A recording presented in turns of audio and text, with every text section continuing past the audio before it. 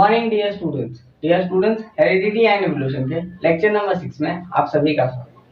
Dear students, आज के इस वीडियो में हम सॉल्व करेंगे exercise question related to chapter number 1, that is heredity and evolution. ठीक है, आज के इस वीडियो में हम सॉल्व करेंगे एक्सरसाइज रिलेटेड क्वेश्चन। ठीक है, तो आइए टाइम को बिना वेस्ट किए लेक्चर को स्टार्ट करें।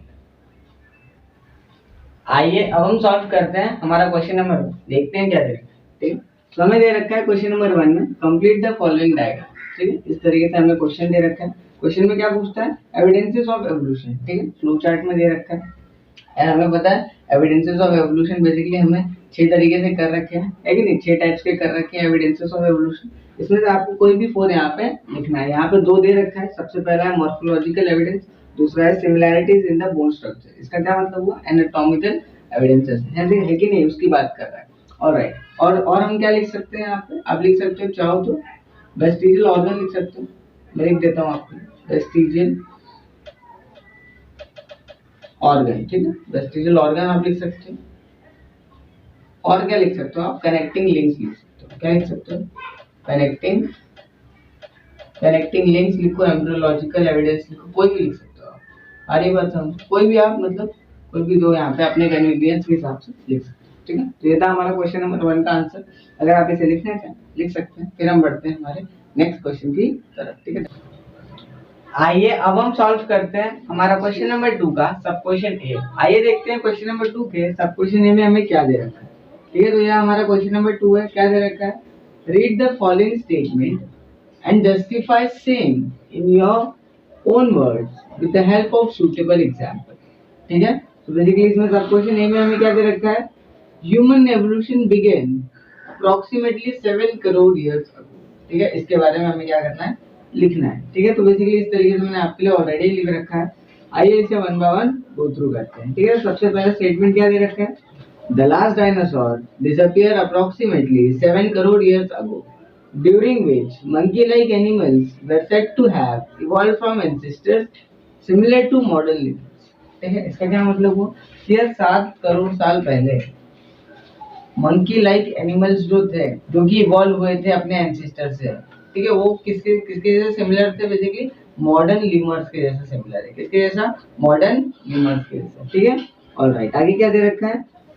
The tail of this monkey like animal were speculated to have disappeared around 4 crore years ago along with enlargement of brain and improvement in hands। इसका क्या मतलब हुआ कि यार जैसे जैसे टाइम बढ़ा 4 करोड़ ईयर अगो 4 करोड़ ईयर अगो जो मंकी लाइक एनिमल्स थे, ठीक है, उनका जो टेल था वो क्या होने लगा? डिसअपियर होने लगा। क्या होने लगा?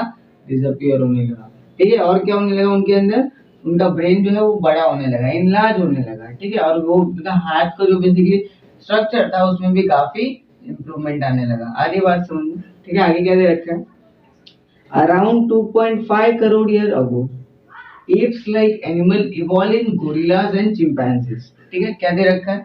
कि यार बहुत ही सिंपल है कि 2.5 करोड़ ईयर अगो apes like जो एनिमल्स है वो किसमें इवॉल्व हुए? बेसिकली कन्वर्ट हो गए गोरिल्लाज और चिंपैंजीज में। ठीक है, आगे क्या दे रखा है? Now 2 crore year back some apes like animal use their hands for eating food and other work। मतलब जैसे जैसे और टाइम बढ़ा, मतलब 2 करोड़ ईयर पहले की बात है कि एप्स लाइक जो एनिमल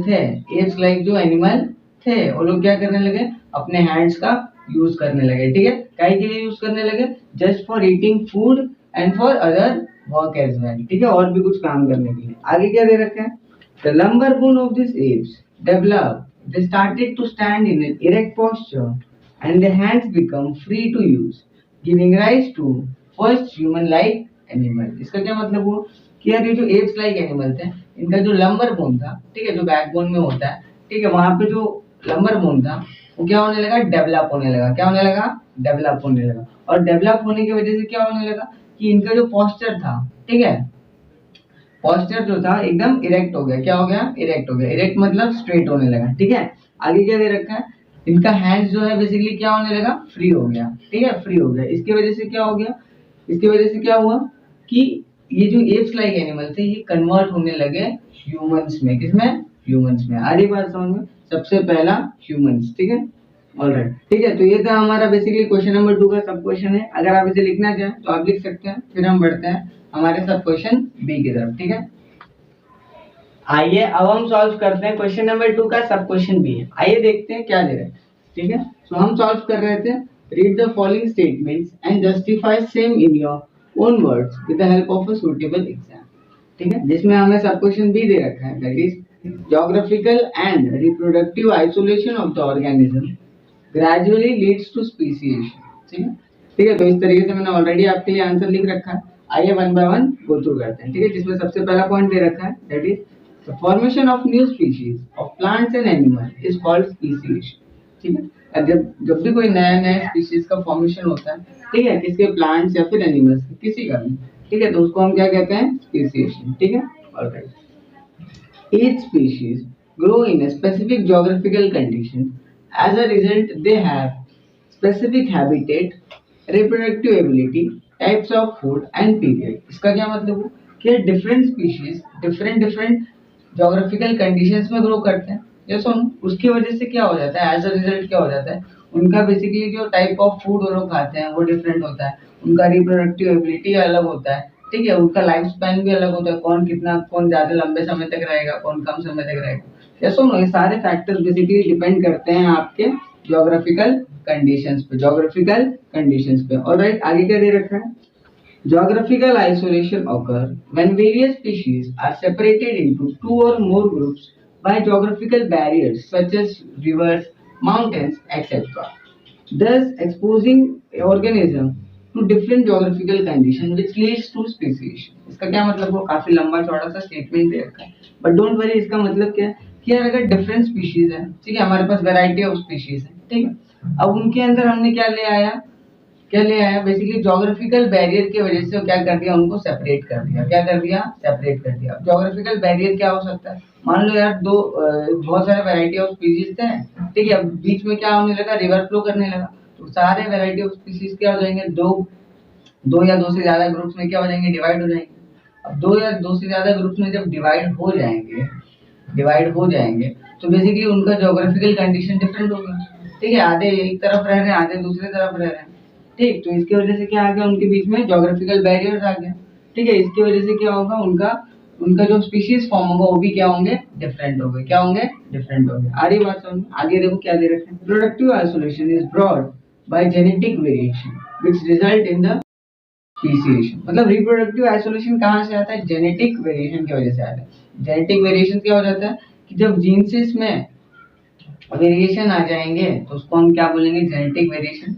जेनेटिक वेरिएशन ही बेसिकली रिस्पॉन्सिबल होता है म्यूटेशन के लिए। आ रही बात समझ में? ठीक है, तो इस वजह से तो अगर जीन्सेस में किसी ऑर्गेनिज्म के क्या आ जाएंगे, वेरिएशन आ जाएंगे, यानी इसका मतलब क्या, उनके जीन्सेस में वेरिएशन आने लगे।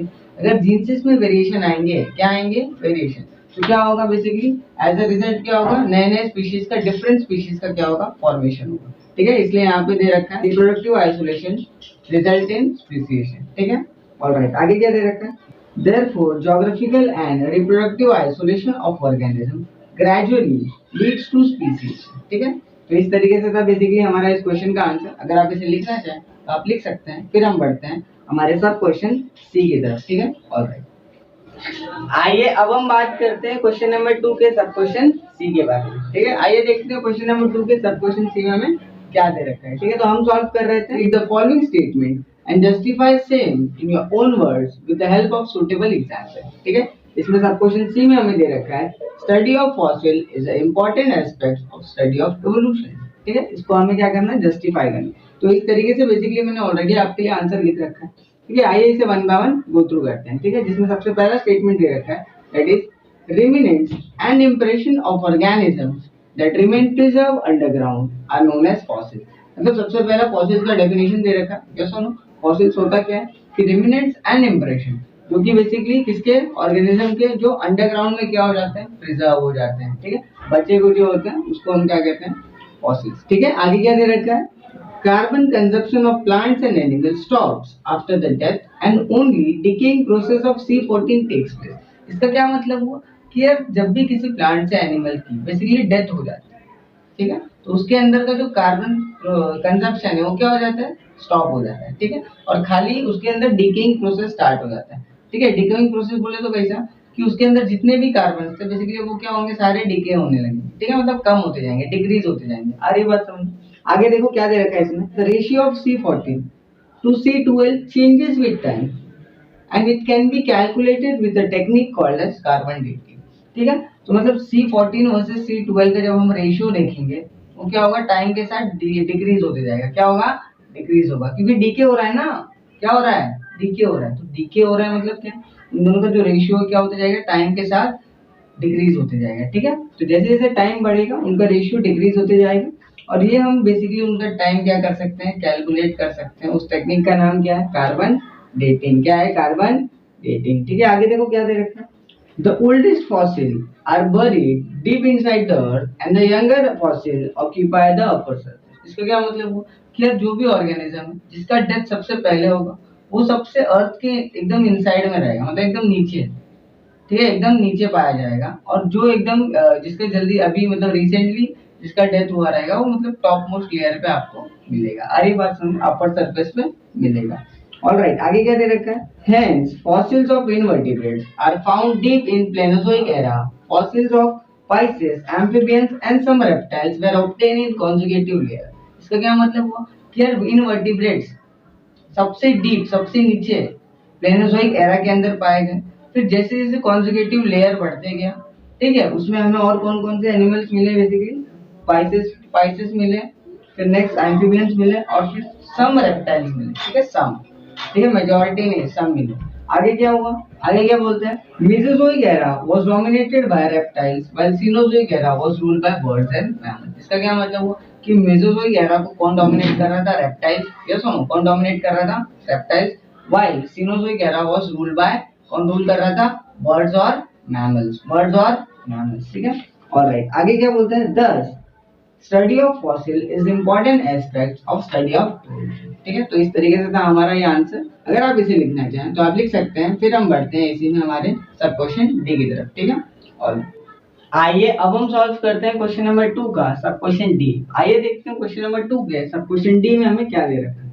तो हम सॉल्व कर रहे हैं, read the following statement and justify same in your own words with the help of suitable examples, ठीक है। तो इसमें सब क्वेश्चन डी क्या दे रखा है, there is evidence of fetal science among chordates. Chordates मतलब ऐसे एनिमल जिनके पास क्या होते हैं, बेसिकली बोन्स होते हैं, यानी वर्टिब्रेट्स, ठीक है, वर्टिब्रेट्स, याद रखो। तो आइए इस तरीके से मैंने ऑलरेडी आपके लिए आंसर लिख रखा है। आइए इसे one by one go through करते हैं, ठीक।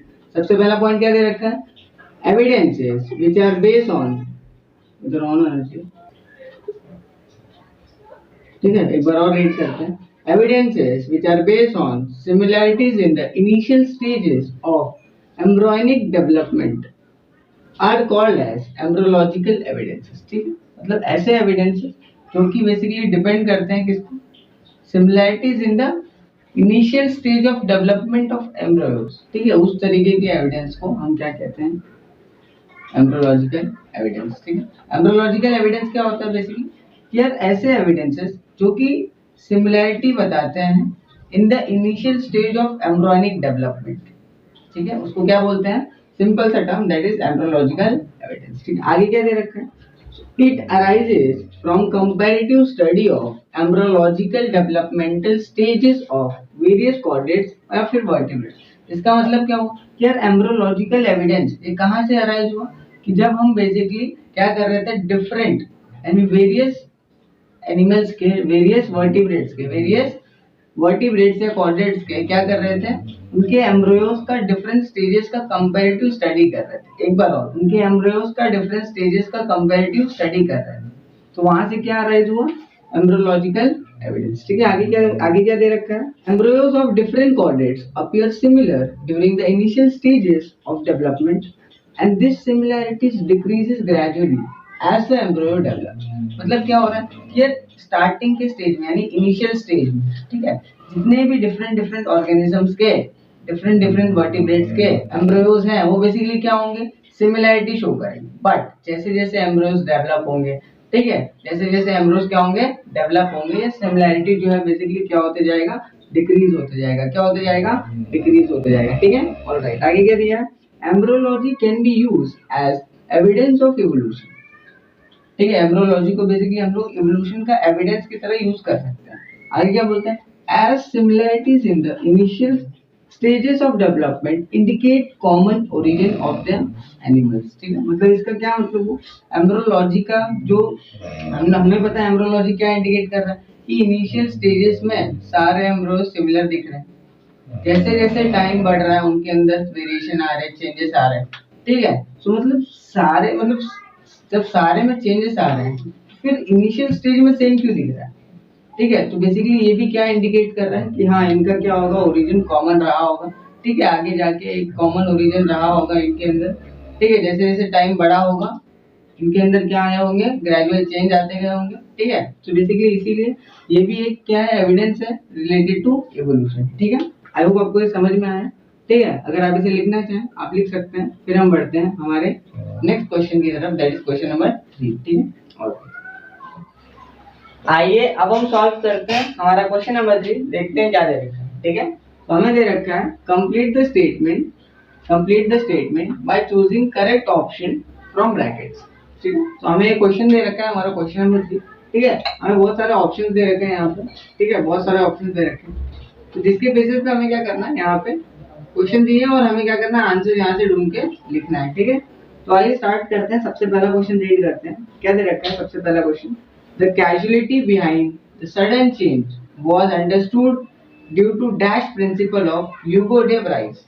इसका क्या मतलब हुआ, यार ह्यूगो डे ब्राइस ने जो प्रिंसिपल दिया था, ठीक है, उस प्रिंसिपल का नाम क्या था, हमें पता ना, म्यूटेशनल थियरी दिया था। ठीक है, तो यहाँ पे लिख सकते हैं आंसर क्या आएगा फर्स्ट का, दैट इज म्यूटेशन। तो आप यहाँ लिख सकते हो म्यूटेशन। ठीक है, मैं क्या करता हूँ यहाँ लिख देता हूँ आपको म्यूटेशन। ठीक है,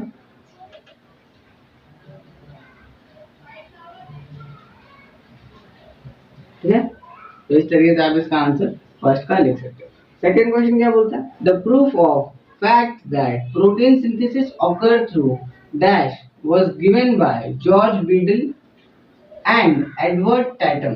इसका क्या मतलब हुआ, यार जॉर्ज बीडल और एडवर्ड टैटम ने बेसिकली ये लोग ने क्या किया था, प्रूफ बताया था। ठीक है, किसका, प्रोटीन सिंथेसिस होता है जो जीन्स के थ्रू होता है। ठीक है, किसके थ्रू होता है, जीन्स के थ्रू होता है, तो इसका आंसर क्या आना चाहिए, जीन्स आना चाहिए। आ रही बात समझ में, तो यहाँ लिख सकते हैं हम लोग जीन्स। ठीक, ऑलराइट, नेक्स्ट क्वेश्चन क्या बोलते हैं, transfer of information from the molecule of DNA to mRNA is called as that. यार हमने पढ़ रखा है कि डीएनए से एमआरएनए क्या बोलते हैं, ट्रांसक्रिप्शन। ठीक है, तो ट्रांसलोकेशन कंफ्यूज करने के लिए दे रखा है।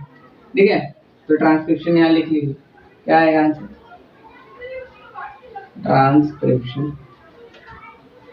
करेक्ट है ना, इस तरीके से इसको,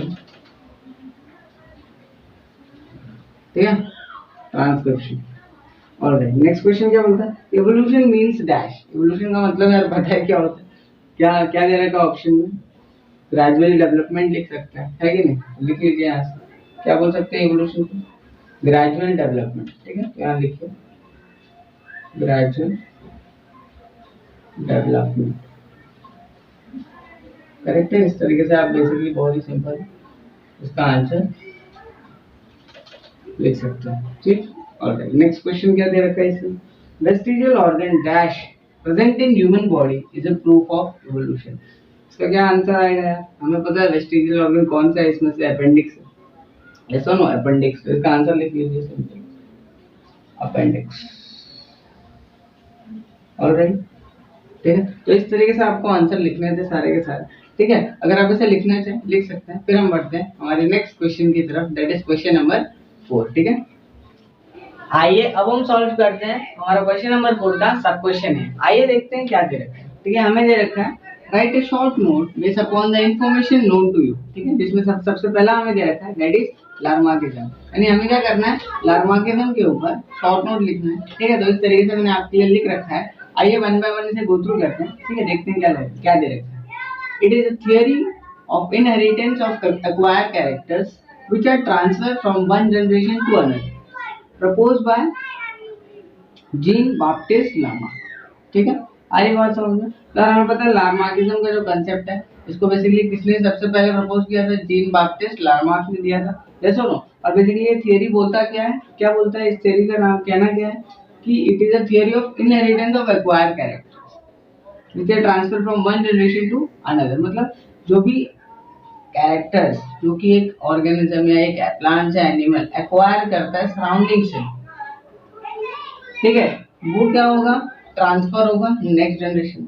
ये बात जीन लार्मार्क ने बोली थी, सारी बात समझ में नहीं, ठीक है। ऑलराइट, आगे क्या बोलता है ये कि it states that according to this theory, ये थियरी क्या बोलता है, थियरी का क्या कहना है, it states that morphological changes occurring in a living organism are responsible for evolution। मतलब लार्मार्क के हिसाब से जो भी मॉर्फोलॉजिकल चेंजेस एक ऑर्गेनिज्म अपने अंदर लाता है, एक एनिमल या प्लांट्स अपने अंदर लेके आता है, ठीक है, वो रिस्पॉन्सिबल है किसके लिए, for the phenomena of evolution, ठीक है। ऑलराइट, आगे क्या बोलता है, Lamarckism is the based on the principle of use और डिसयूज ऑफ ऑर्गन्स, ठीक है। इसका क्या मतलब हुआ कि लार्मार्किज्म का जो कंसेप्ट है, इसका क्या कहना है, इसका क्या कहना है कि यार ये एक प्रिंसिपल को फॉलो करता है, और वो प्रिंसिपल का नाम क्या है, यूज और डिसयूज ऑफ ऑर्गन। इसका क्या मतलब है कि अगर एक ऑर्गेनिज्म अपना ऑर्गन यूज कर रहा है वो आगे जाके सरवाइव करेगा, ठीक है। अगर वो डिसयूज कर रहा है, यूज कर ही नहीं रहा है, तो आगे जाके वो एक्सटिंक्ट हो जाएगा, ठीक है। ऑलराइट, आगे क्या बोलता है, मॉर्फोलॉजिकल चेंजेस में occur gradually either due to specific activity और लेजीनेस ऑफ दैट ऑर्गेनिज्म, ठीक है। तो मॉर्फोलॉजिकल चेंजेस जो कि ऑर्गेनिज्म के अंदर आ रहे हैं वो कैसे कैसे आ सकते हैं, दो तरीके के आ सकते हैं। सबसे पहला उसकी एक्टिविटी के हिसाब से आएंगे, ठीक है, वो कितना एक्टिव है, कौन सी एक्टिविटी कर रहा है, उसके थ्रू आ सकते हैं उसके अंदर क्या, मॉर्फोलॉजिकल चेंजेस।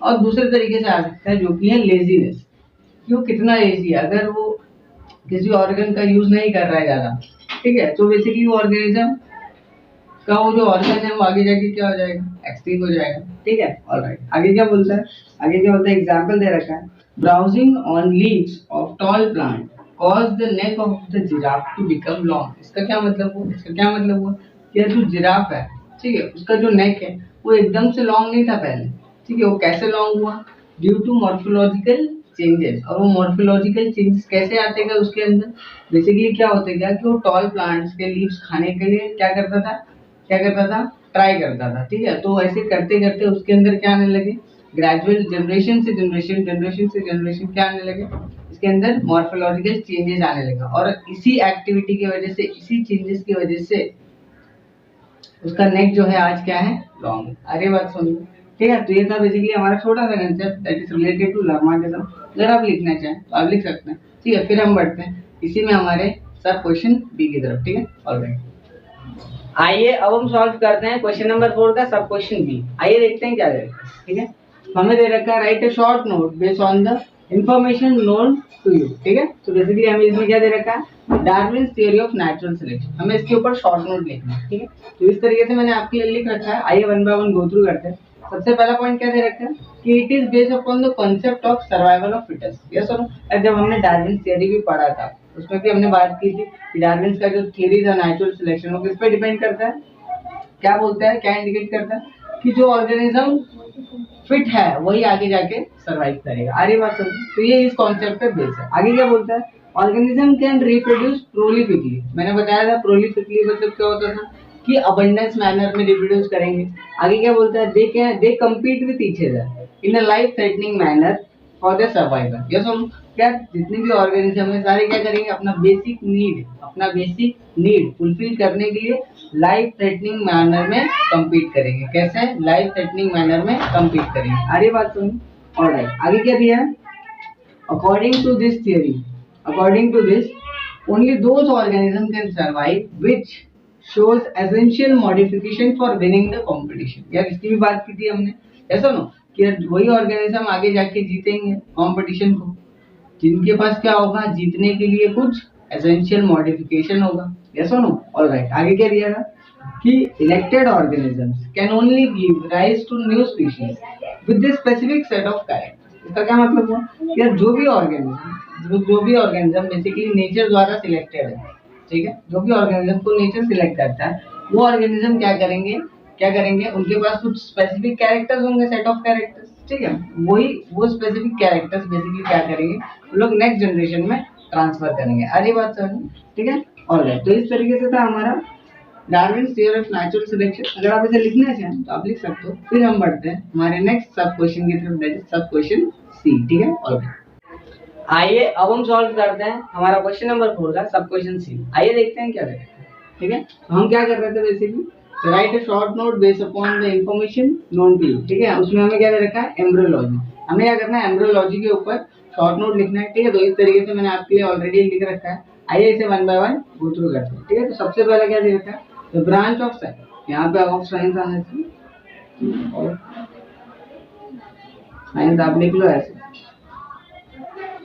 ठीक है, एक बार और रीड करते हैं। The branch of science that deals with the study of different stages of development of embryo is known as embryology. ठीक है, तो एम्ब्रियोलॉजी क्या है कि एम्ब्रियोज के डिफरेंट स्टेजेस, ठीक है, एम्ब्रियोज के डेवलपमेंट के डिफरेंट स्टेजेस को जो स्टडी करते हैं, ठीक है, उनको क्या बोलते हैं, एम्ब्रियोलॉजी। आगे बात समझो, आगे क्या दे रखा है, it enable us to comparatively study the developmental stage of various animal. मतलब ये जो एम्ब्रियोलॉजी का जो ब्रांच है, ये हमें क्या करता है, बेसिकली अलाउ करता है कि हम बहुत सारे और एनिमल्स के, डिफरेंट एनिमल के एम्ब्रियोज का कंपैरेटिवली स्टडी कर सकते हैं। मतलब अच्छा हाँ, हम कंपेयर कर सकते हैं, अच्छा हाँ कौन किसका एम्ब्रियो। आगे बात हो, ठीक है, तो ये दे रखा है। आगे क्या बोलता है, एम्ब्रियोज ऑफ डिफरेंट वर्टिब्रेट्स या फिर कॉर्डेट्स, दोनों भी एक ही है, ठीक है, appear similar during the initial stage indicating that common origin. अरे बात समझ, इसका क्या मतलब हुआ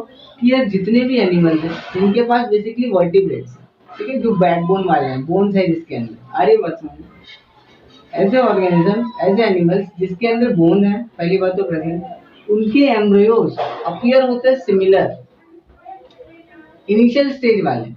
इनिशियल स्टेज वाले जैसे क्या होते हैं, सिमिलर अपीयरेंस। जैसे जैसे टाइम बढ़ेगा वो लोग डिफरेंट होते जाएंगे, क्योंकि उनके अंदर कॉम्प्लेक्सिटी बढ़ती जाएगी, वो आगे हम देखेंगे। ठीक है, तो बेसिकली क्या हो रहा है कि एम्ब्रियोज क्या होंगे, सिमिलर होंगे, ठीक है, इनिशियल स्टेज वाले।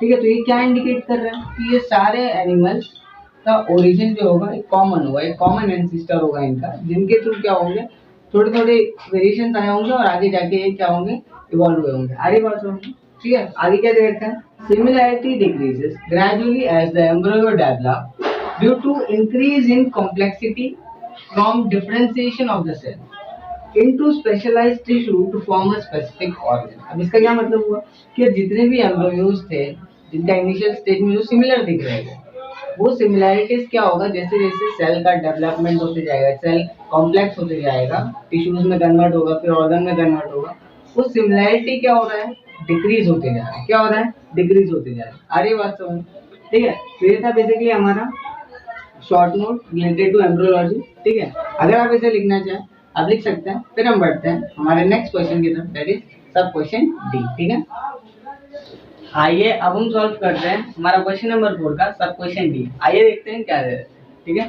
तो हम सॉल्व कर रहे थे, write a short note based upon the information known to you. उसमें हमारा सब क्वेश्चन डी क्या दे रखा है, इवोल्यूशन। मतलब हमें इवोल्यूशन के बारे में शॉर्ट नोट लिखना है। ठीक है, तो इस तरीके से मैंने आपके लिए ऑलरेडी लिख रखा है। आइए इसे one by one go through करते हैं। ठीक है, जिसमें सबसे पहला पॉइंट क्या लिख रखा है कि the gradual change occurring in a living organism over a long duration is called evolution. Yes or no? हमने evolution का definition बेसिकली यही देखा था। क्या देखा था कि यार evolution क्या होता है कि slowly gradual changes जो एक living organism के अंदर आते हैं, ठीक है, जो कि long duration में आते हैं, उसको हम क्या कहते थे, evolution। ठीक है, तो पहला पॉइंट यही लिख रखे हो आप लोग। नेक्स्ट क्या दे रखा है, it is a very slow going process through which development of organism is achieved। इसका क्या मतलब हुआ, इसका क्या मतलब हुआ कि यार एवोल्यूशन का जो प्रोसेस है काफी स्लो गोइंग प्रोसेस है, यानी काफी टाइम कंज्यूमिंग प्रोसेस है। आ रही बात समझ, इसके रिजल्ट जो है हमें बेसिकली काफी जनरेशन के बाद हमें नजर आते हैं। ठीक है, और वेट आगे क्या दे रखा है, evolution is responsible for the formation of new species.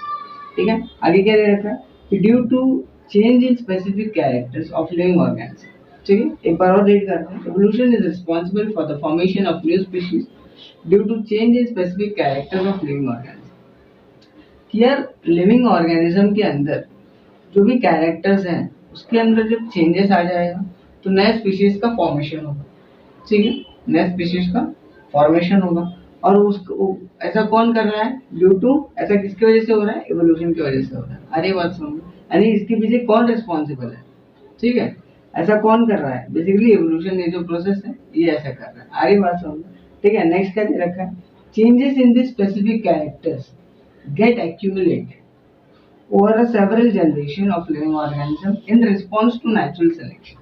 ठीक है, in response to natural selection, मतलब यार जितने भी स्पेसिफिक कैरेक्टर्स में जो चेंजेस आ रहे हैं, ठीक है, वो क्या होते हैं? वो सारे चेंजेस एक्यूमुलेट हो जाते हैं, ठीक है, यानी कि जमा हो जाते हैं, इकट्ठा हो जाते हैं, ठीक है। और वो क्या होता है कि वो तुम्हें बेसिकली नेचर में, नेचर नेचुरल सिलेक्शन मतलब नेचर में जो भी चेंजेस आते हैं, सराउंडिंग में जो भी चेंजेस आते हैं, उसको, उस चेंजेस को एडजस्ट करने के लिए, ठीक है, हेल्पफुल होता है। आगे बात समझ। ठीक है, सो ये था हमारा बेसिकली ये पॉइंट, फोर्थ पॉइंट। ठीक है, आई होप आपको समझ में आया होगा। ठीक है, अगर आप इसे लिखना चाहें तो आप लिख सकते हैं। फिर हम बढ़ते हैं हमारे नेक्स्ट क्वेश्चन की तरफ, दैट इज सब क्वेश्चन ई। ठीक है, ऑलराइट, आइए अब हम सॉल्व करते हैं हमारा क्वेश्चन नंबर 4 का सब क्वेश्चन ई। आइए देखते हैं क्या दे। ठीक है, आइए वन बाय वन रीड करते हैं क्या दे रखा है। हम सॉल्व कर रहे थे, write a short note based upon the information known to you. लेकिन उसमें हमारा सब क्वेश्चन 5 दे रखा है, दैट इज कनेक्टिंग लिंक्स। ठीक है, तो यार कनेक्टिंग लिंक्स के बारे में हमें क्या करना है? राइट अ शॉर्ट नोट लिखना है। ठीक है, एक शॉर्ट नोट लिखना है। तो इस तरीके से मैंने आपके लिए लिख रखा है ताकि आपका टाइम सेव हो। ठीक है, आइए इसे one by one go through करते हैं। ठीक है, क्या लिख रखा है मैंने? सबसे पहला point, some plants and animals show some morphological characters by which they can be related to two different groups. Hence, they are called as connecting links। ठीक है, काफी सिंपल सा डेफिनेशन दे रखा है।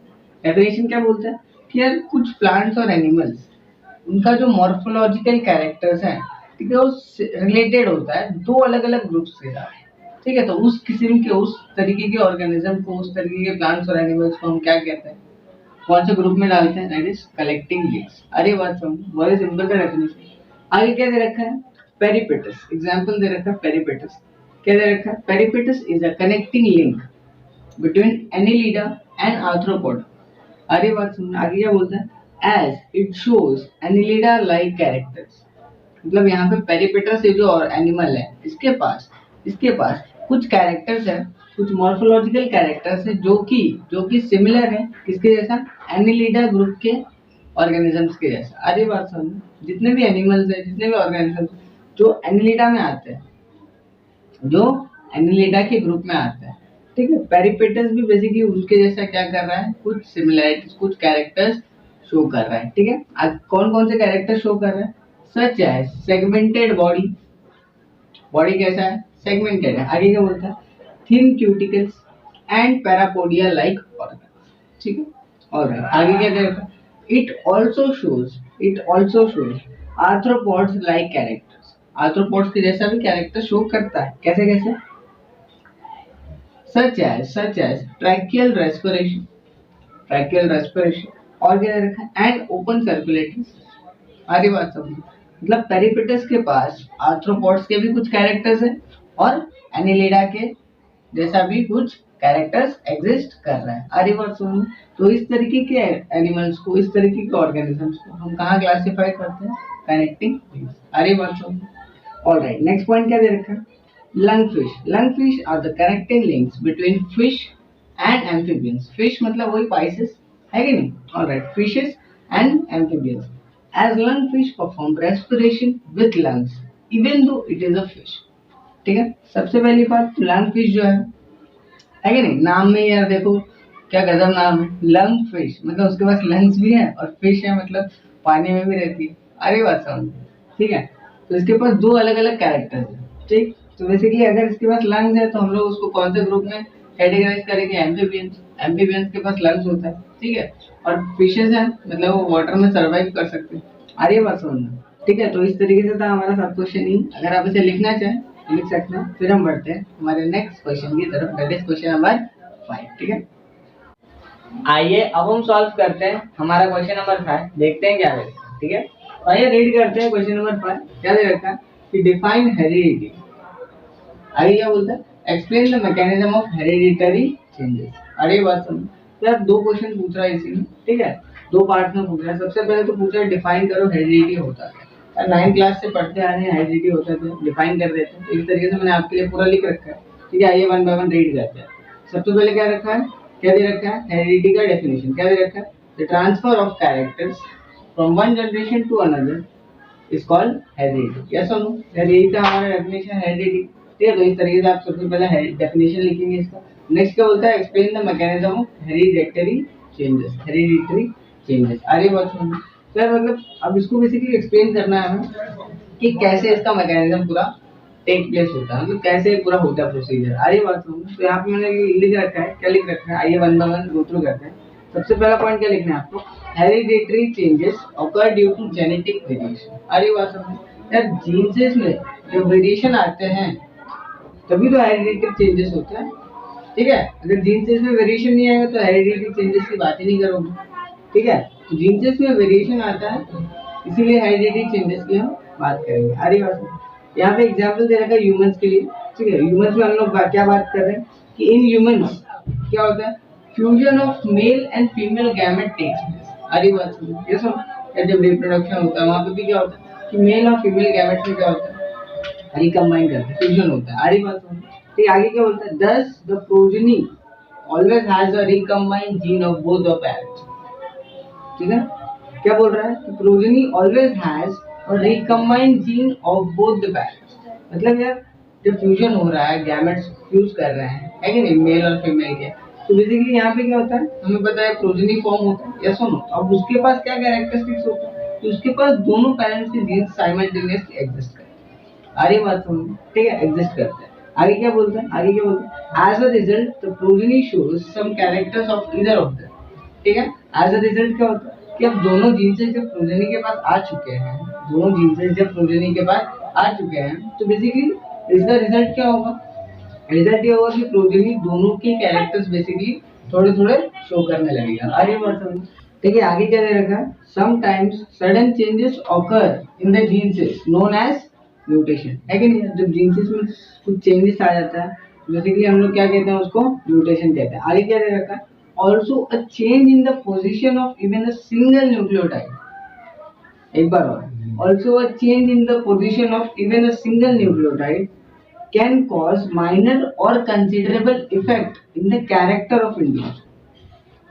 काफी लंबा सा स्टेटमेंट दे रखा है, लेकिन क्या कहना चाह रहा है कि तो न्यूक्लियोटाइड्स का जो सीक्वेंस होता है, उसके सीक्वेंस में अगर आप थोड़ा सा भी क्या ले आए, न्यूक्लियोटाइड्स का पोजीशन चेंज कर दे, किसका, न्यूक्लियोटाइड्स का पोजीशन अगर चेंज कर देंगे, रिप्लेस कर देंगे, तो क्या आ जाएगा, वेरिएशन आ जाएगा। ऐसा नो, या फिर माइनर होगा या फिर कंसिडरेबल होगा। ठीक है, कंसिडरेबल होगा, तो फिर इसकी वजह से क्या होगा कि ये जो इंडिविजुअल हमारा जो है, जो प्रोजेनी हमारा जो है, उसके कैरेक्टर्स में, उसके अंदर बेसिकली क्या आने लगेंगे, चेंजेस आने लगेंगे। क्या आने लगेंगे, चेंजेस आने लगेंगे। ठीक है, ऑलराइट, आगे क्या बोलता है कि if this changes occur in the DNA then it will be inherited to the next. ठीक है, अगर ये सारे चेंजेस डीएनए के अंदर होंगे, ठीक है, तो ये सारे चेंजेस अगर डीएनए के अंदर होंगे तो ये डेफिनेटली क्या होंगे, ट्रांसफर होंगे, इनहेरिटेड होंगे, यानी ट्रांसफर होंगे किसके अंदर, नेक्स्ट जनरेशन में। आगे बात सुनो, तो इस तरीके से था हमारा पूरा मैकेनिज्म ऑफ हेरिडिटरी चेंजेस। आई बात समझ, अगर आप इसे लिखना चाहें आप लिख सकते हैं। फिर हम बढ़ते हैं हमारे नेक्स्ट क्वेश्चन की तरफ, दैट इज क्वेश्चन नंबर 6। ठीक है, आइए अब हम सॉल्व करते हैं क्वेश्चन नंबर 6। आइए देखते हैं क्या दे रखा है। ठीक है, तो हमें दे रखा है that is define vestigial organ. ठीक है, मतलब बोल रहा है वेस्टिजियल ऑर्गन को डिफाइन कीजिए, उसका डेफिनेशन लिखिए। आगे क्या बोलता है, write the name of some vestigial organ in human body and write the name of those animal in whom some organs are functional। काफी इनडायरेक्टली बोल रखा है, बट ठीक है, हमें पता चल गया क्या करना है। ठीक है, सबसे पहले तो वेस्टिजियल ऑर्गन का डेफिनेशन लिखना है, तो मैंने आपके लिए लिख रखा है, क्या लिख रखा है कि डीजनरेटेड और underdeveloped useless organ of organism are called as vestigial organ. Yes सुनो, यही होता है हमारा वेस्टिजियल ऑर्गन का डेफिनेशन। ठीक है, तो इस तरीके से आप लिख सकते हो पहला पॉइंट। नेक्स्ट पॉइंट क्या रहता है कि write name of some vestigial organ in human body, मतलब हमारे ह्यूमन बॉडीज के अंदर कौन कौन से वेस्टिजियल ऑर्गन एग्जिस्ट करते हैं। ठीक है, तो यहाँ पे लिख रखा है मैंने, ऑर्गन सच एज अपेंडिक्स, सबसे पहले अपेंडिक्स, टेल बोन जिसको हम लोग बोलते हैं कॉक्सिक्स। ठीक है, tail bone, wisdom teeth, body hair, muscles of ear pinna et cetera are some of the vestigial organ. ठीक है, ऑलराइट, ठीक है, तो इस तरीके से आप लिख सकते हो। आगे क्या बोलता है, write the name of those animals in whom some organs are functional। ठीक है, तो बेसिकली हमें क्या करना है, एनिमल्स का नाम बताना है जिसके अंदर ये वेस्टिजियल ऑर्गन फंक्शनल है, ठीक है। तो हमने क्या लिख रखा है, some vestigial organ which are functional in other animals, ठीक है। तो क्या है सबसे पहला अपेंडिक्स। अपेंडिक्स किसमें फंक्शनल होता है, हमें पता है रूमिनेंट्स के अंदर क्या होता है, फंक्शनल होता है, ठीक है। ऑलराइट, तो इसको कैसे लिखेंगे, appendix it is the fully functional in ruminants for digestion of cellulose, ठीक है। जो भी खाना वगैरह हम लोग खाते हैं उसको डाइजेस्ट करने के लिए, ठीक है, क्या यूज होता है, अपेंडिक्स यूज होता है। क्या यूज होता है, अपेंडिक्स, ठीक है। आगे क्या लिख रखा है, मसल्स ऑफ ईयर पिन। अब ये किसमें यूजफुल होता है, मंकीज में होता है, ठीक है। तो हमने क्या लिख रखा है, useful in monkeys for the movement of year pin, ठीक है। जो ईयर होता है ना, ईयर उसका मूवमेंट करने के लिए, किसका, ईयर्स का, ठीक है। तो क्या यूज होता है, मसल्स ऑफ ईयर पिन, ठीक है। तो इस तरीके से आप लिखना चाहेंगे आप लिख सकते हो, ठीक है। फिर हम बढ़ते हैं हमारे नेक्स्ट क्वेश्चन की तरफ, दैट इज क्वेश्चन नंबर 7, ठीक है। आइए अब हम सॉल्व करते हैं हमारा क्वेश्चन नंबर 7 का सब क्वेश्चन है। आइए देखते हैं हमारे क्वेश्चन नंबर 7 के सब क्वेश्चन ए में हमें क्या दे रखा है, ठीक है। तो हमें दे रखा है आंसर द फॉलोइंग क्वेश्चन, ठीक है। इसमें हमें सब क्वेश्चन ए में दे रखा है, how are heredity changes responsible for evolution, ठीक है। How are heredity changes responsible for evolution, ठीक है। तो इस तरीके से मैंने आपके लिए ऑलरेडी आंसर लिख रखा है। आइए इसे one by one go through करते हैं, ठीक है। तो सबसे पहला पॉइंट क्या दे रखा है, gradual changes occurring in a living organism over a long duration is called evolution, ठीक। सबसे पहली बात तो यार हमें पूछा है कि हेरिडिटी चेंजेस एवोल्यूशन के लिए कैसे रिस्पांसिबल। तो सबसे पहली बात तो पता होना चाहिए एवोल्यूशन होता है, तो इसलिए हमने यहाँ पे डेफिनेशन लिख रखा है, ठीक है। एवोल्यूशन होता है, आगे क्या बोलते हैं, some heritable sudden changes may occur in genes of an individual resulting in a genetic variation। ऐसा यार हमें पता है कि यार अगर किसी इंडिविजुअल के अंदर जीन्स में चेंज आ जाए तो बेसिकली क्या हो जाएगा, उसके अंदर जेनेटिक वेरिएशन आ जाएंगे। आगे बात सुनो, और क्या बोलता है, this variation are responsible for the formation of new species from a rare one, ठीक है। और इसी जेनेटिक वेरिएशन की वजह से नए स्पीशीज का क्या होता है, फॉर्मेशन होता है। आगे बात सुनो, आगे क्या बोलता है, according to the Darwin's theory, Darwin's theory के हिसाब से हमें पता है, क्या पता है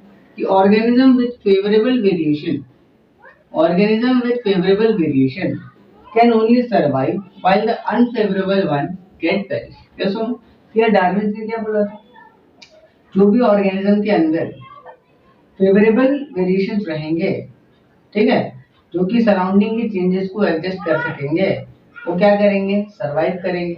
और जो भी नहीं कर पाएंगे, ठीक है, सराउंडिंग के चेंजेस को, सराउंडिंग को एडजस्ट नहीं कर पाएंगे, वो लोग क्या हो जाएंगे, पेरिश हो जाएंगे, यानी एक्सटिंक्ट हो जाएंगे। आगे बात सुन, आगे क्या बोलता है, this lead to the formation of new species due to the specific changes in specific characters accumulated through several generations in selected organisms। आगे बात सुनो, ठीक है। तो इस तरीके से था हमारा आंसर, अगर आप इसे लिखना चाहें लिख सकते हैं। फिर हम बढ़ते हैं हमारे क्वेश्चन नंबर 7 के सब क्वेश्चन बी की तरफ, ठीक है। आइए अब हम सॉल्व करते हैं क्वेश्चन नंबर 7 का सब क्वेश्चन बी। आइए देखते हैं क्वेश्चन नंबर 7 के सब क्वेश्चन बी में हमें क्या दे रखा है। तो हम सॉल्व कर रहे थे हमारा question number 7, that is answer the following question, ठीक है। उसमें हमें क्या दे रखा है, सब क्वेश्चन बी में explain the process of formation of complex protein, ठीक है। तो बेसिकली इस तरीके से मैंने आपके लिए ऑलरेडी आंसर लिख रखा है। आइए इसे one by one go through करते हैं, ठीक है, कैसे लिखना है आंसर। तो सबसे पहला पॉइंट हमें दे रखा है, information about protein synthesis is store in DNA. Yes सुनो यार, डीएनए के अंदर क्या स्टोर होता है, प्रोटीन कैसे फॉर्म होगा उसका इंफॉर्मेशन बेसिकली स्टोर होता है डीएनए के अंदर, ठीक है। ऑलराइट, आगे क्या दे रखा है, mRNA is synthesised from this DNA by the process of transcription, ठीक है। अब यार देखो, इंफॉर्मेशन अबाउट प्रोटीन कहाँ स्टोर है, डीएनए में, ठीक है। अब यहाँ पे क्या होता है, ट्रांसक्रिप्शन का प्रोसेस होता है। ट्रांसक्रिप्शन का प्रोसेस मतलब क्या, कि डीएनए की वजह से एमआरएनए का फॉर्म होना इज कॉल्ड ट्रांसक्रिप्शन। ये सुन, यहाँ पे क्या हो रहा है, एमआरएनए फॉर्म हो रहा है, सिंथेसाइज मतलब फॉर्म हो रहा है, किसके मदद से, फ्रॉम डीएनए। उस प्रोसेस को क्या बोलते हो, ट्रांसक्रिप्शन। क्या बोलते हो, ट्रांसक्रिप्शन, ठीक है। ऑलराइट, आगे क्या दे रखा है, the process of synthesis of protein from DNA through RNA is called central dogma. मतलब यार जो प्रोटीन का फॉर्मेशन हो रहा है, प्रोटीन बन रहा है, किसके मदद से, डीएनए के मदद से, ठीक है। यानी पूरे प्रोसेस का नाम क्या है, सेंट्रल डॉग्मा, ठीक है। मतलब डीएनए से आरएनए बनना, फिर आरएनए से प्रोटीन बनना, ये पूरे प्रोसेस को, पूरे साइकिल को हम क्या बोलते हैं, क्या बोलते हैं, सेंट्रल डॉग्मा, ठीक है। आगे क्या दे रखा है, mRNA form in the nucleus moves in cytoplasm, ठीक है। जब ट्रांसक्रिप्शन का प्रोसेस हो जाता है, तो mRNA फॉर्म हो जाता है, ठीक है। तो जब mRNA फॉर्म हो जाएगा, अब वो कहाँ जाएगा, न्यूक्लियस से बाहर निकल के साइटोप्लाज्म में जाता है, ठीक है, एंटर करता है। आगे क्या दे रखा है, each mRNA contain code for amino acid in the form of triplet codon, and amino acid are supplied by tRNA which are bound together by a peptide bond with the help of RNA, ठीक है। तो basically यहाँ क्या होता है, mRNA के पास क्या है, कोड्स है ट्रिपलेट कोडॉन के फॉर्म में, ठीक है, किससे रिलेटेड, अमीनो एसिड से रिलेटेड, ठीक है। अब लेकिन उसको अमीनो एसिड लाके कौन दे रहे हैं, यहाँ पे लाके दे रहा है टीआरएनए। कौन लाके दे रहा है, टीआरएनए। अब हमें पता है टीआरएनए के स्ट्रक्चर के हेड पे एक अमीनो एसिड को कंटेन करता था। ये सुन, जब उसका कोड अनलॉक होता था, जब उसका कोड अनलॉक होता था, ठीक है, तो बेसिकली अमीनो एसिड क्या होता था, रिलीज हो जाता था। अब वो अमीनो एसिड ज्वाइन होता है पेप्टाइड बॉन्ड के थ्रू, ठीक है। कौन ज्वाइन करता है, आरएनए, ठीक है। और इस वजह से क्या होता है, सारे अमीनो एसिड्स का कॉम्बिनेशन होते जाता है और इस तरीके से क्या होता है, प्रोटीन का फॉर्मेशन होता है। अरे बात सुनिए, देखो आगे क्या दे रखा है। Now this process continues as the ribosome moves along the mRNA with the distance of triplet codon. It is known as translocation. Translocation क्या होता है कि mRNA जो है वो mRNA के ऊपर वन ट्रिपलेट कोडॉन डिस्टेंस क्या कर रहा है, मूव कर रहा है। इस प्रोसेस को हम क्या कह रहे हैं, ट्रांसलोकेशन, ठीक है। ट्रांसलोकेशन का भी प्रोसेस यहाँ पे हो रहा है। आगे क्या दे रखा है, in this manner more and more chains of amino acid come together to form a complex protein. अरे बात सुनिए, कॉम्प्लेक्स प्रोटीन कैसे फॉर्म हो रहा है, ठीक है। तो ये था बेसिकली हमारा आंसर, ठीक है। अगर आप इसे लिखना चाहें तो लिख सकते हैं। फिर हम बढ़ते हैं हमारे नेक्स्ट सब क्वेश्चन की तरफ, दैट इज सब क्वेश्चन सी। आइए अब हम बात करते हैं क्वेश्चन नंबर 7 के सब क्वेश्चन सी के बारे में। आइए देखते हैं क्वेश्चन नंबर 7 के सब क्वेश्चन सी में हमें क्या दे रखा है, ठीक है। हमें दे रखा है आंसर द फॉलोइंग क्वेश्चन। उसमें हमें सब क्वेश्चन सी में दे रखा है explain the theory of evolution and mention the proof supporting it, ठीक है। हमें क्या करना है, थ्योरी ऑफ एवोल्यूशन को बेसिकली एक्सप्लेन करना है और उसके बाद उसके कुछ प्रूफ्स बताने हैं जो कि एवोल्यूशन को सपोर्ट करते हैं। आगे बात समझ, ठीक है। तो इस तरीके से मैंने आपके लिए लिख रखा है। आइए इसको one by one go through करते हैं। क्या दे रखा है, theory of evolution states that कि the first living material protoplasm was form in ocean.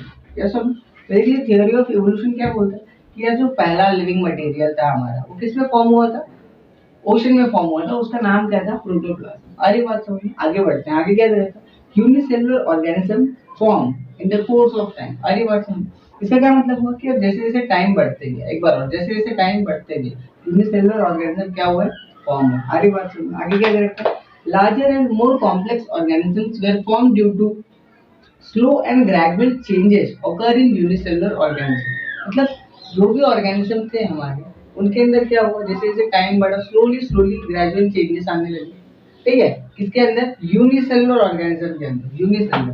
तो यूनिसेलुलर ऑर्गेनिज्म के अंदर स्लोली ग्रेजुअल चेंजेस आने लगे और एज अ रिजल्ट क्या फॉर्म होने लगे, लार्जर और मोर कॉम्प्लेक्स ऑर्गेनिज्म फॉर्म होने लगे। अरे बात सुनो, आगे क्या दे रखा है, due to evolution plants and animals develop progressively from the ancestor. मतलब यार इवोल्यूशन के वजह से ही प्लांट्स और एनिमल का डेवलपमेंट एकदम प्रोग्रेसिवली हुआ। अरे बस आगे क्या दिया, तो proof supporting evolutions are morphological, anatomical, paleontological, embryological evidences. अरे बस समझे, इस तरीके से आप लिख सकते हो, मॉर्फोलॉजिकल एविडेंस, एनाटॉमिकल एविडेंस, ठीक है, एक्सेट्रा। और भी आ सकते हैं, वेस्टिजियल ऑर्गन कलेक्टिंग है, ठीक है। अगर आप इसे लिखना चाहें तो आप लिख सकते हो। फिर हम बढ़ते हैं हमारे क्वेश्चन नंबर 7 के सब क्वेश्चन डी की तरफ, ठीक है। ऑलराइट, आइए अब हम सॉल्व करते हैं क्वेश्चन नंबर 7 का सब क्वेश्चन डी। आइए देखते हैं क्वेश्चन नंबर 7 के सब क्वेश्चन डी में हमें क्या दे रखा है, ठीक है। तो हम सॉल्व कर रहे थे आंसर द फॉलोइंग क्वेश्चन। इसमें सब क्वेश्चन डी में हमें दे रखा है explain with suitable example the importance of anatomical evidences in evolution. मतलब यार एविडेंसेस के अंदर जो हमारा एनाटॉमिकल एविडेंस आता है उसका बेसिकली क्या इंपॉर्टेंस है, उसको बेसिकली हमें क्या करना है, एक्सप्लेन करना है। आगे बात समझो, तो इस तरीके से मैंने आपके लिए लिख रखा है। आइए इसे one by one go through करते हैं, ठीक है। तो सबसे पहला पॉइंट हमें क्या दे रखा है, the evidences which are based on similarities between the structure of bones and bony joints are called as anatomical evidences। आगे बात समझो, anatomical evidences, ठीक। सर हमें पता है anatomical evidence क्या होता है कि यार ऐसे एविडेंसेस जो कि बेसिकली किसी ऑर्गेनिज्म के बोन्स के स्ट्रक्चर में सिमिलैरिटी बता रहे हैं, वो एविडेंस किसको इंडिकेट करते हैं, एनाटॉमिकल एविडेंस। आ रही बात समझ। और क्या दे रखा है हमें next point, the hands of human, the hands of human, the foreleg of cats, flippers of whales and patagium of bats appear different morphologically। इसका क्या मतलब है, यार ये सारे ऑर्गेनिज्म के जब ये सारे ऑर्गन्स को जब देखा जाए बाहर से, आ रही बात समझ, बाहर से देखा जाए तो ये क्या होते हैं कि डिफरेंट दिखाई देते हैं। आ रही बात समझ। नेक्स्ट क्या बोलते हैं कि although the function of these structures is different in different animal, they have similarities in the bone structure and bony joints।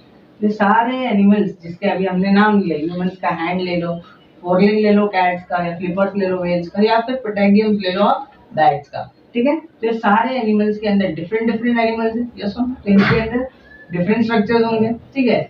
बाहर से तो डिफरेंट स्ट्रक्चर दिख रहे हैं, बट जब हम इनको इंटरनली देखेंगे, इंटरनली इन द सेंस उनके बोन्स की स्ट्रक्चर्स की बात करेंगे, ठीक है, इनके बोन्स के जॉइंट्स की बात करेंगे, तो वो सारे क्या होते हैं, सिमिलैरिटी शो करते हैं। आगे बात समझ, ठीक है। आगे क्या दे रखा है, this similarity indicate that the animal evolve from a common ancestor and thus providing proof of evolution. आगे बात समझ।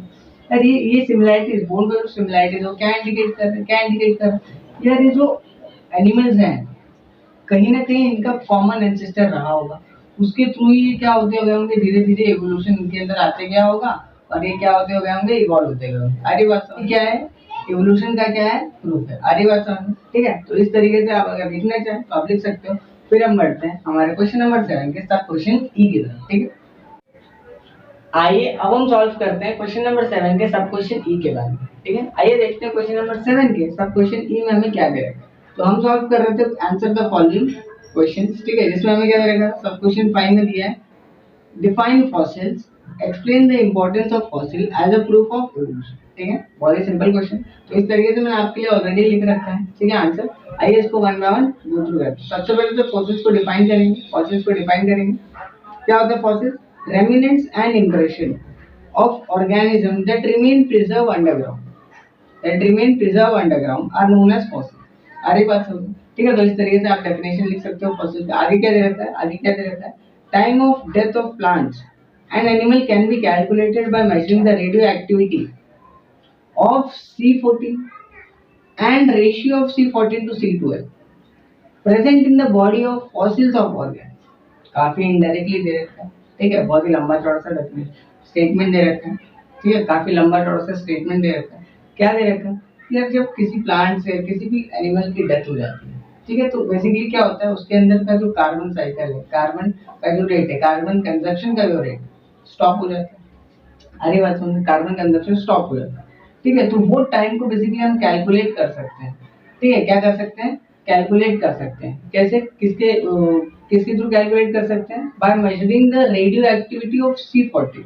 C14 क्या होता है, कार्बन का एक आइसोटोप, रेडियो एक्टिव आइसोटोप है, ठीक है। तो C14 and ratio of C14 to C12, ठीक, ठीक है, जो कि उस ऑर्गेनिज्म के फॉसिल्स में प्रेजेंट होता है।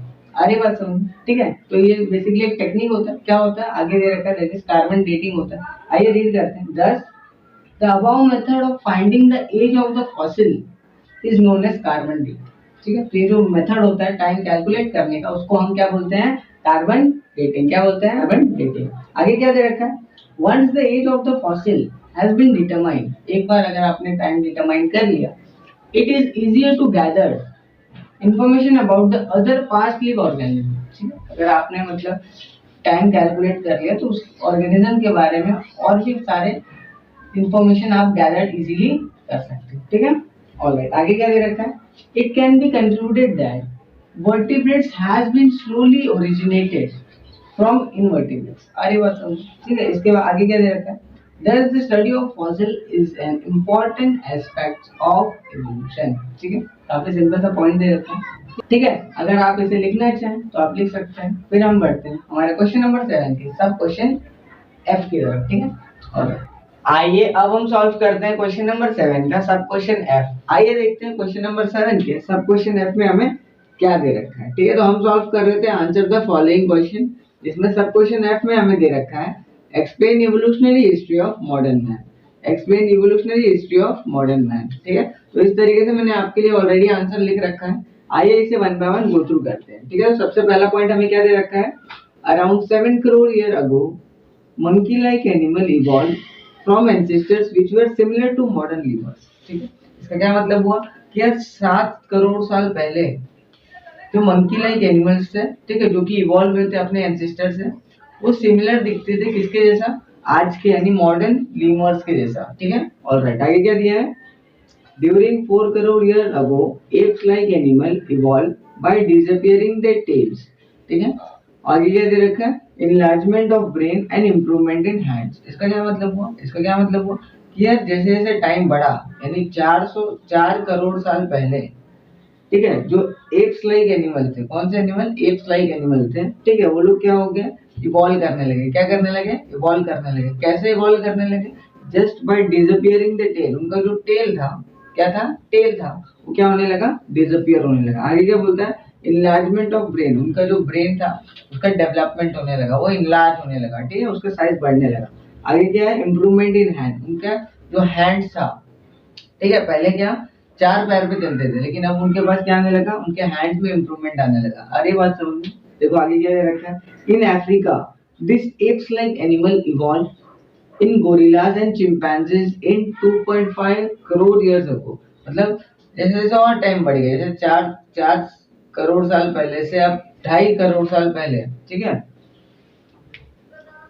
in Africa, this apes-like animal evolved in gorillas and chimpanzees in 2.5 crore years ago। मतलब 2.5 करोड़ years ago ये जो apes like animal थे क्या होने लगे, और इवॉल्व होने लगे, और किस में कन्वर्ट होने लगे, गोरिल्लाज और चिंपैंजीज में। ठीक है, ऑलराइट, आगे क्या दिया, around 2 crore year ago human like animal evolve which use the hand. इसका क्या मतलब हुआ, यार 2 करोड़ ईयर साल पहले ह्यूमन लाइक एनिमल्स जो थे वो क्या होने लगे, इवॉल्व होने लगे, और वो लोग बेसिकली अपने हैंड्स का क्या करने लगे, यूज करने लगे। क्या करने लगे, यूज करने लगे।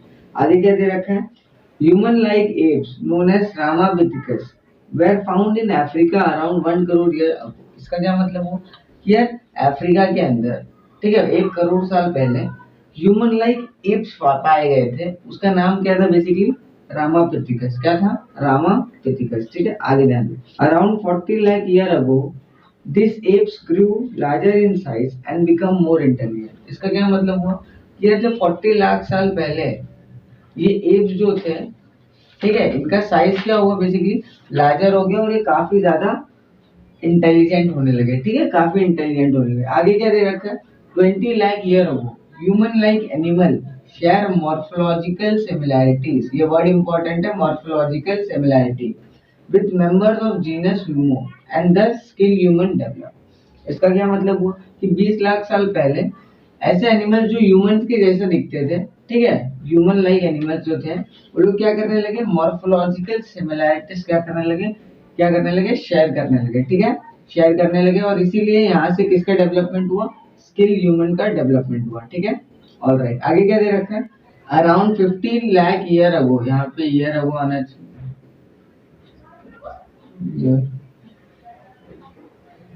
अगो, ठीक है, एक बार और रीड करते हैं, around 15 lakh year ago human walking with erect posture evolve and may have existence in China, Indonesia and ancient continents। ठीक है, बेसिकली क्या हुआ, 15 लाख साल पहले ऐसे ह्यूमंस जिनका पोस्चर क्या होने लगा, इरेक्ट था। इरेक्ट था मतलब स्ट्रेट होने लगा। ठीक है, इनका पोस्चर क्या होने लगा, स्ट्रेट होने लगा, और इस तरीके के ह्यूमंस बेसिकली कहाँ पाए गए थे, चाइना में, इंडोनेशिया में और एशियन कॉन्टिनेंट्स में। आगे बात समझ में, ऑलराइट, आगे क्या दे रखा है, 1.5 lakh year ago Neanderthal man evolve. मतलब नेंडरथल मैन जो थे, ठीक है, वो लोग क्या होने लगे, इवॉल्व होने लगे। आगे आगे क्या दे रखा है, from 1 lakh year ago man discover fire. जैसे जैसे और टाइम बढ़ा, 1 लाख साल पहले मैन ने बेसिकली क्या डिस्कवर किया, फायर की डिस्कवरी की। आगे बात समझ में, आगे क्या दे रखा है, the brain of 50,000 year old man were considered as the member of class wise man. इनका नाम क्या था, Homo sapiens. Homo sapiens, Homo sapiens कहाँ पे है, 50,000 ईयर पहले। ठीक है, ऑलराइट, आगे क्या दे रखा है, Cro-Magnon man evolve during 50,000 year ago. मतलब क्रो-मैगन मैन जो थे ये लोग कब इवॉल्व हुए थे, 50,000 ईयर अगो। ठीक है, आगे क्या दे रखा है, 10,000 year ago modern man started practicing agriculture and rearing cattle establish cities. आ रही बात समझ में? तो इस तरीके से था बेसिकली हमारा evolutionary history of modern man. ठीक है, अगर आई होप आपको समझ में आया होगा। ठीक है, अगर आप इसे लिखना चाहें आप लिख सकते हैं। ऑल राइट डियर स्टूडेंट्स, आज के इस वीडियो में इतना ही। आज हमने सॉल्व किए exercise question that was related to chapter number 1 that is heredity and evolution. ठीक है, हमने सारे क्वेश्चन सॉल्व किए वन बाय वन। ठीक है, आई होप आपको सारे क्वेश्चन समझ में आए होंगे। अगर आपको क्वेश्चन नहीं समझ में आया तो आप नीचे कमेंट में पूछ सकते हो। ठीक है, अगर आपको वीडियो अच्छा लगा आप लाइक कर सकते हो, शेयर कर सकते हो और सब्सक्राइब भी कर सकते हो। ठीक है, अब नेक्स्ट वीडियो में हम बात करेंगे नए चैप्टर के बारे में। ठीक है, हम स्टार्ट करेंगे हमारा नया चैप्टर। तब तक के लिए थैंक यू।